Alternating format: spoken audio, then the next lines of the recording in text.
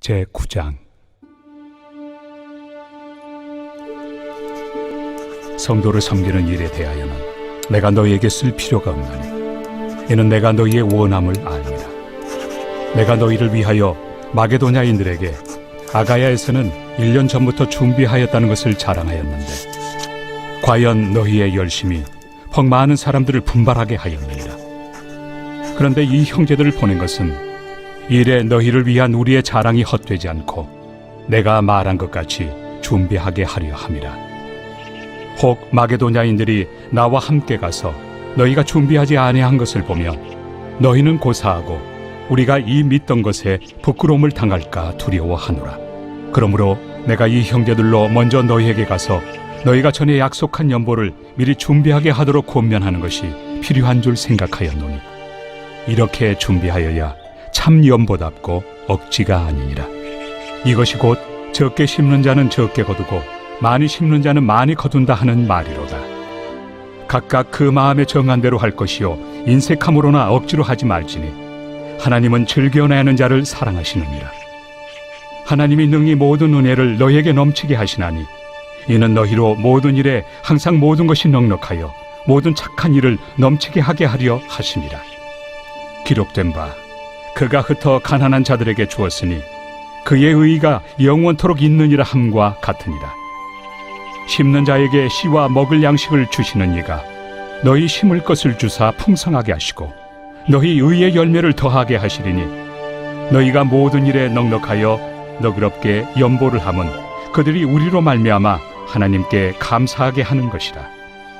이 봉사의 직무가 성도들의 부족한 것을 보충할 뿐 아니라 사람들이 하나님께 드리는 많은 감사로 말미암아 넘쳤느니라. 이 직무로 증거를 삼아 너희가 그리스도의 복음을 진실히 믿고 복종하는 것과 그들과 모든 사람을 섬기는 너희의 후한 연보로 말미암아 하나님께 영광을 돌리고 또 그들이 너희를 위하여 간구하며 하나님이 너희에게 주신 지극한 은혜로 말미암아 너희를 사모하느니라. 말할 수 없는 그의 은사로 말미암아 하나님께 감사하노라.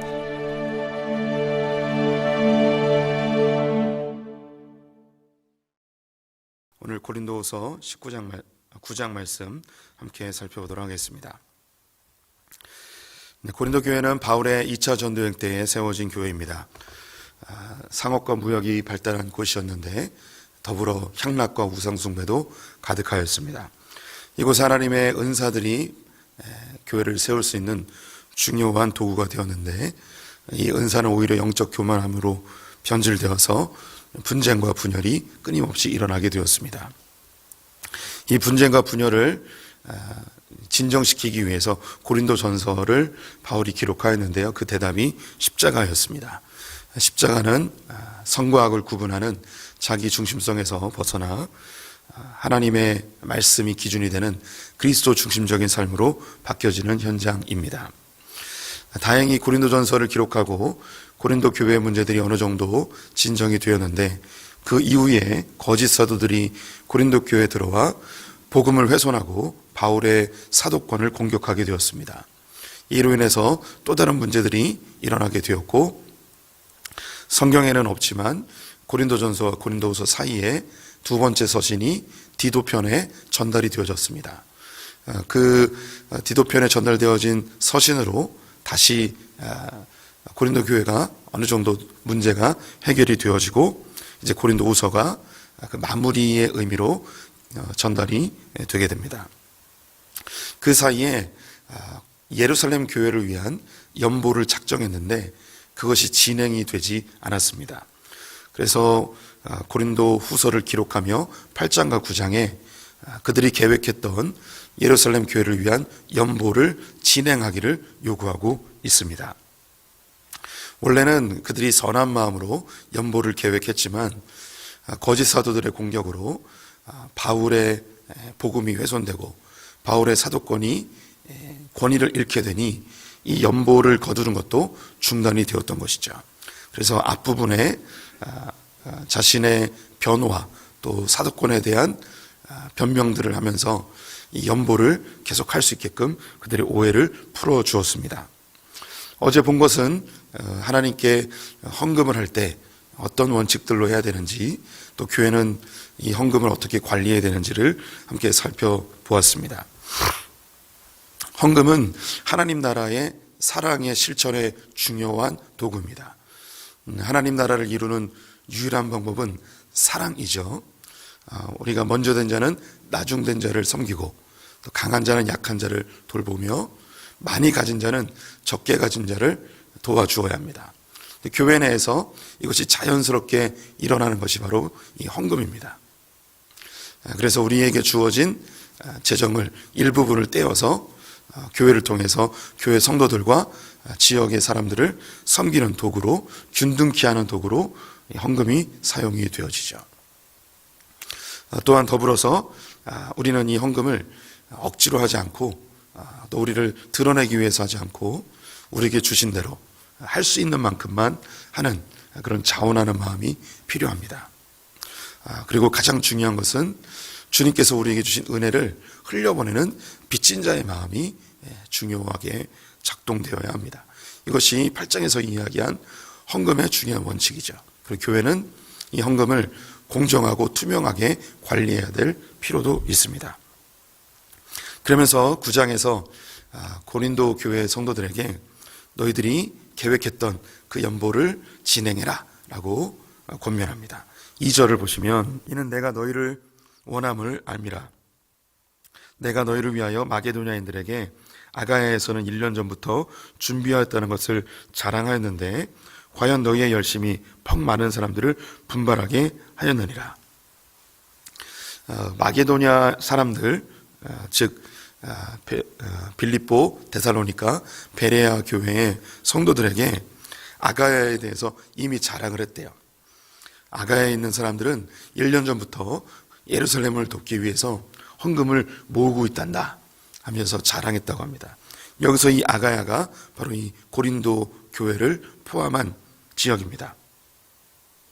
그래서 이렇게 자랑을 해놨는데, 너희들이 이 헌금을 걷는 것을 중단하였으니 이게 얼마나 큰일이냐, 빨리 다시 시작해라. 3절에 보시면, 그런데 이 형제들을 보낸 것은, 지금 이 형제들은요, 이 디도와 이 고린도서를 가지고 간 사람들입니다. 이 일에 너희를 위한 우리의 자랑이 헛되지 않고 내가 말한 것 같이 준비하게 하려 함이라. 그런데 이것을 진행하고 있지 않기 때문에 너희들에게 이것을 다시 진행할 수 있도록 지금 이 형제들을 보내고 있는 것이다 라고 합니다. 4절에 혹 마게도냐인들이 나와 함께 가서 너희가 준비하지 아니한 것을 보면 너희는 고사하고 우리가 이 믿던 것에 부끄러움을 당할까 두려워하노라. 나중에 마게도냐 사람들하고 내가 고린도 교회를 방문하게 될 텐데, 그때 이 연보를 준비해 놓지 않았다면 얼마나 부끄럽겠냐. 너희들이 부끄러울 뿐만 아니라 내가 이미 자랑을 다 해놨는데 나도 얼마나 부끄럽겠냐. 그러니 너희들이 계획했던 그 예루살렘을 향한 그 연보를 다시 좀 진행해라 라고 권면하고 있습니다.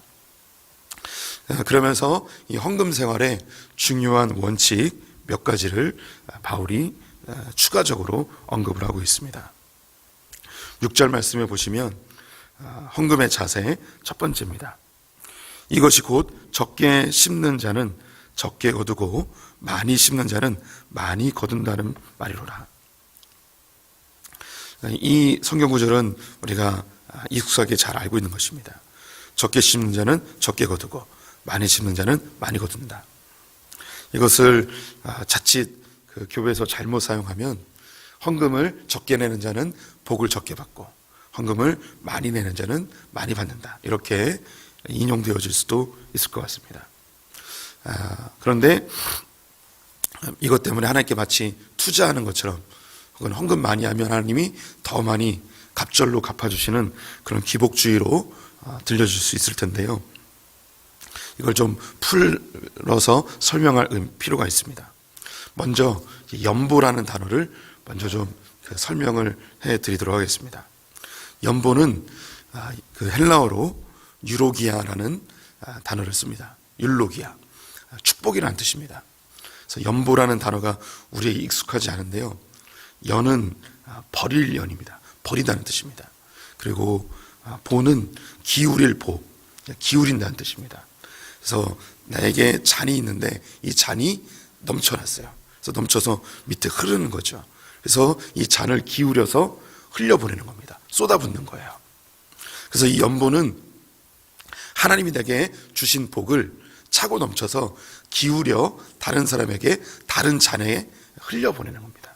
이게 연보예요. 그래서 내 잔이 차고 넘치는데 적게 흘려보내면 적게 거두고 많이 흘려보내면 많이 거두어진다는 뜻입니다. 여기서 이 많다라는 이 단어도 4번이라고 되어 있죠. 4번 단화주에 보시면 복으로라고 되어 있습니다. 적게라는 말은 인색하다는 뜻입니다. 억지로 인색하게 헌금을 할 때 그냥 해야지 목사님이 하라고 하니까 안 내면 찝찝하니까 그래도 체면이 있는데 그래도 이 정도는 해야지 하면서 인색하게 억지로 드리면 억지로 거둬요. 하나님이 적게 주신다는 거예요. 억지로 내지 말라는 거예요. 인색하게 내지 말라는 겁니다. 하지만 많이 심는 자는, 여기서 이 복으로 심는 자는 하나님 내게 이렇게 복으로 주셨으니까, 하나님 내게 이렇게 은혜를 주셨으니까, 하나님이 나에게 이렇게 큰 은혜를 주셨으니까 내가 이 은혜를 갚는 마음으로 복을 심는 거예요. 복을 심으면 복으로 다시 돌아온다는 이야기입니다. 우리 성도님들께서 헌금을 할 때 이 정도 내야지, 내가 그래도 권사인데 장로인데 이런 생각 말고 하나님 내게 이만큼을 주셨으니까 하나님이 주신 복에 대해서 반응하는 것으로 헌금을 하면 그 헌금이 다시 나에게 큰 복으로 돌아온다는 하나님의 말씀입니다. 우리 성도님들은 헌금을 드릴 때 인색하게 드리지 마시기 바랍니다. 억지로 드리지 마시기 바랍니다. 하나님이 나에게 주신 은혜에 대한 반응으로 하나님께서 이렇게 복을 주셨으니까 이것을 흘려보낸다는 생각으로 들으시는 분들 되셨으면 좋겠습니다. 7절 말씀 보시면 두 번째 원칙이 있는데요. 각각 그 마음에 정한 대로 할 것이요 인색함으로나 억지로 하지 말지니 하나님은 즐겨내는 자를 사랑하시느니라.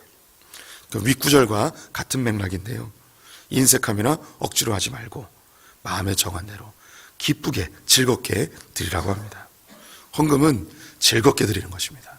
억지로 아깝게 드리지 마시고 내 마음에 기쁨이 있는 상태로 드리는 것이 좋습니다.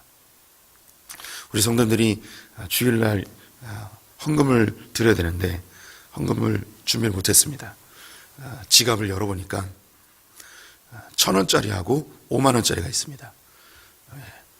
주일날 어떤 헌금을 드리시겠습니까? 1,000원짜리하고 5만원짜리 굉장히 갈등되죠. 1,000원짜리를 내자니 너무 조금 내는 것 같고 5만원짜리를 내자니 너무 많이 내는 것 같고 만원짜리가 있었으면 만원을 내면 될 텐데 왜 하필 만원짜리가 없어서 뭘 내야 될까 고민합니다. 그때 5만원짜리 내는 겁니다. 인색함이나 억지로 하지 말고 그때 막 아깝잖아요.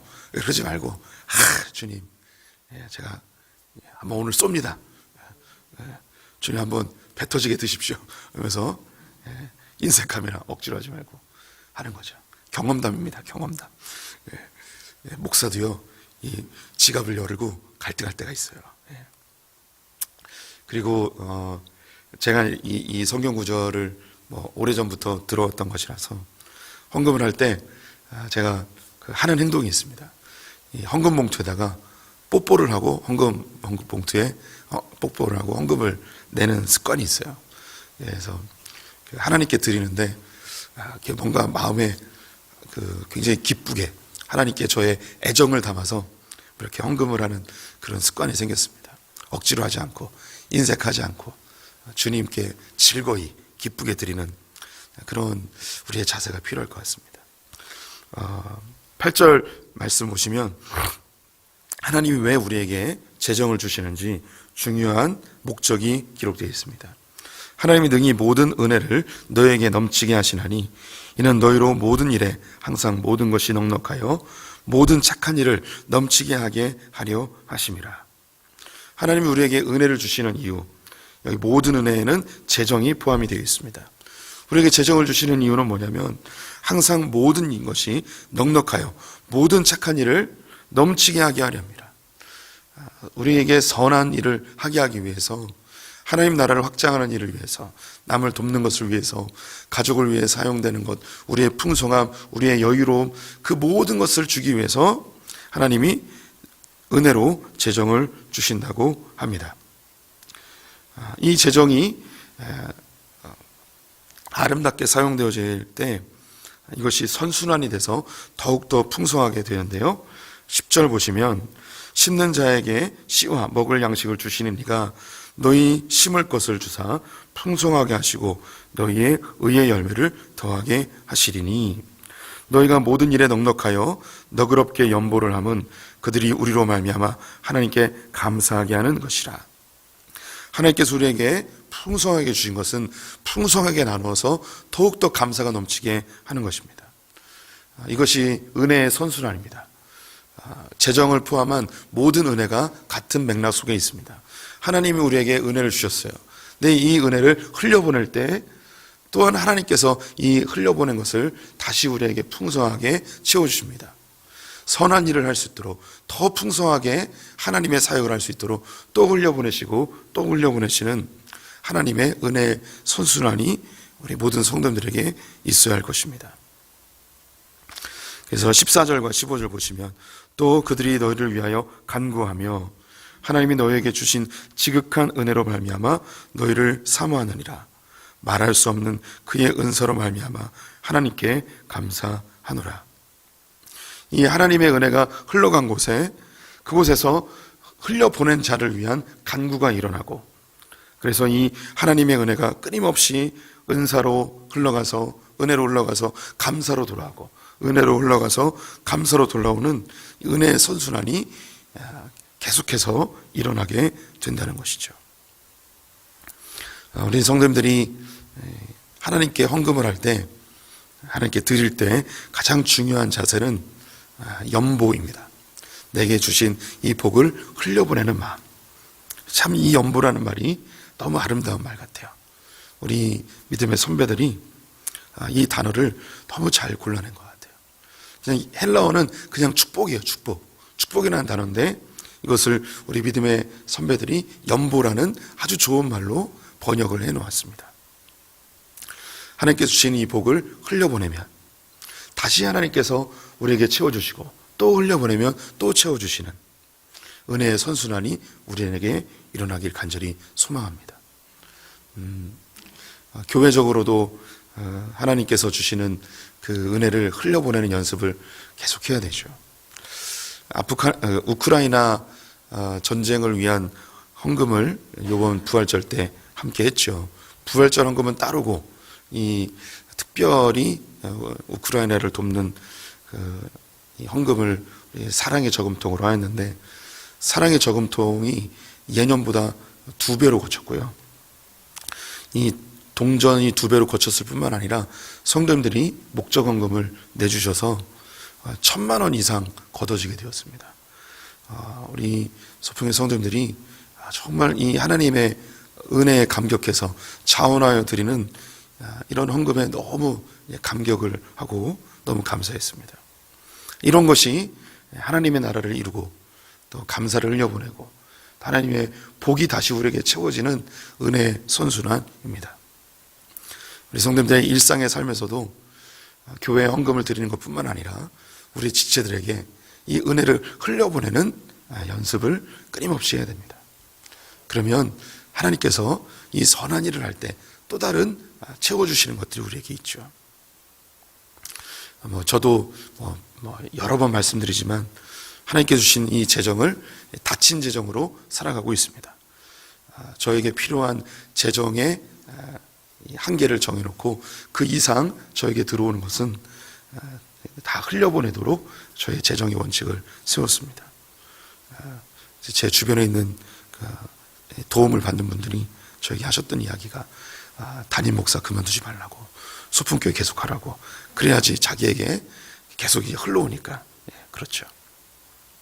우리 성도님들도 작정하여서 흘려보내는 연습이 필요합니다.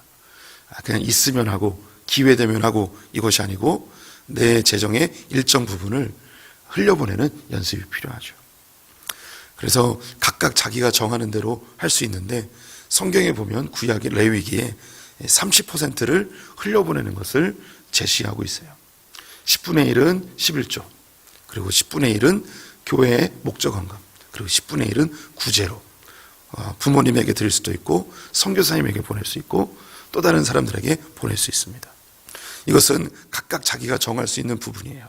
근데 중요한 것은 충동적으로 하는 것이 아니고 내게 주어진 이 재정에 작정하여서 일부분을 하나님께서 주신 복, 나는 이만큼만 사용해도 되니까 이 정도는 작정하여서 기쁨으로 흘려보낼 수 있는 우리의 자세가 필요합니다. 그러면 그것이 손해보는 것 같고 사라지는 것 같지만 시간이 지나면 그 흘려보낸 것이 다시 나에게 복으로 돌아오는 것을 경험하게 될 것입니다. 이것은 성경에 기록되어 있는 원칙입니다. 하나님께서 정하신 원칙, 질서는 결코 틀린 법이 없습니다. 반드시 우리에게 돌아오게 되어 있습니다. 돌아오는 것을 기대해서가 아니고 하나님 나라를 이루는 이 재정의 원칙을 우리 성도님들이 실천하시는 분 되시기를 축원드립니다. 기도하겠습니다. 하나님, 우리에게 이미 큰 은혜들을 허락하여 주시니 감사합니다. 우리가 넉넉해지면 사람들을 돕고 또 하나님께 헌신하고 하나님께 드릴 수 있을 거라고 생각하지만 우리에게 넉넉하고 많이 있어도 드리기가 참 쉽지 않음을 고백합니다. 우리가 적게 거두는 때부터 하나님께 작정하여 드리는 실천이 있게 하여 주시옵소서. 우리 안에 하나님께 인색함이나 억지로 드리는 헌금이 아니라 마음에 정하여 즐거이 드리는 자들 되게 하여 주시옵소서. 우리에게 주신 이 복과 은혜를 흘려보내서 선한 일이 넘쳐나게 하시고 풍성함이 넘쳐나는 도구가 되게 하여 주시옵소서. 또한 주님께 드리기를 즐겨하는 소풍의 성도님들에게 차고 넘치도록 더욱 부어 주시옵소서.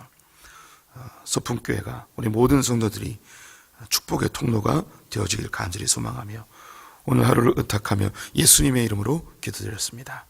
아멘.